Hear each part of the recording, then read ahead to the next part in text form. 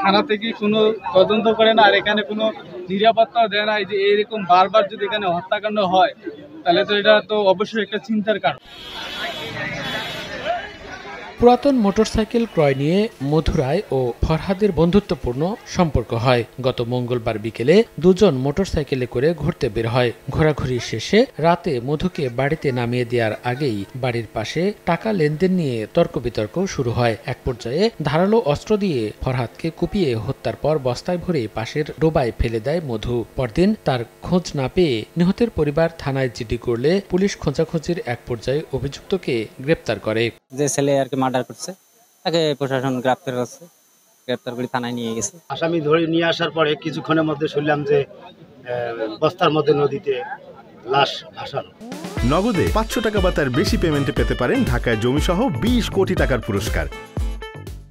গ্রেপ্তারের পর আসামিকে নিয়ে লাশ উদ্ধার করে পুলিশ।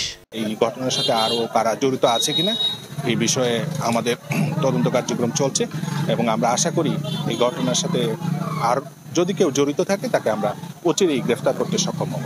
নিহত স্কুল ছাত্র ফরহাদ আদিতমারি উপজেলার ভাদাই ইউনিয়নের সারপুকুর উচ্চ বিদ্যালয়ের 10ম শ্রেণীর ছাত্র। সময় সংবাদ, লালমনিরহাট।